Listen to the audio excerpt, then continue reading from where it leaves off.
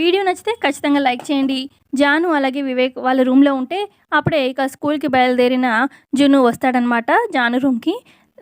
పిన్ని పిన్ని నా షర్ట్ బటన్ ఊడిపోయింది కొంచెం కుట్టవా ప్లీజ్ అని చెప్పి జున్ను అంటూ ఉంటే ఇక అప్పుడు జాను కోపంతో లేచి షర్టు లేదు బటము లేదు ముందు నా రూమ్‌లో నుంచి పో బయటికి అని చెప్పి జున్నుని రూమ్‌లో నుంచి బయటికి తోసేస్తుంది. ఇక జున్ను కింద పడిపోతాడు.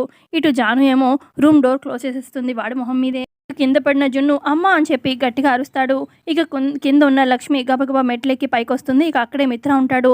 ఇక జయదేవ్, ఇటు లక్కీ, ఇటు వివేక్ అందరూ వస్తారనమాట. జాను మాత్రం రూమ్‌లో ఉంటుంది. ఇక అప్పుడు మిత్ర అంటాడు వివేక్‌తోని, జున్ను ఏమైంది అని చెప్పి మిత్ర అడుగుతూ ఉంటే పిన్ని నన్ను తిట్టి బయటికి నెట్టేసింది డాడీ అని చెప్పి జున్ను ఏడుస్తూ చెప్తూ ఉంటాడు. మిత్రకి చాలా కోపం వచ్చేస్తూ ఉంటుంది. ఇక అప్పుడు మిత్ర అంటాడు వివేక్‌తోని, ఇది నేను సహించను వివేక్. పిల్లలతో ఈ రకంగా బిహేవ్ చేసే జున్ను నా కొడుకు. వాడిని ఒక మాట అన్నా, వాడి ఒంటి మీద చిన్న దెబ్బ పడినా సరే, వాడి కంట్లో కన్నీళ్ళొచ్చినా నేను సహించను వివేక్. మిత్ర అలా చెప్తూ ఉంటే జున్ను చాలా సంతోషిస్తూ ఉంటాడు. మరి కమింగ్ ఎపిసోడ్‌లో ఇంట్రెస్టింగ్‌గా ఇంకేం జరగబోతుందో తెలుసుకుందాము.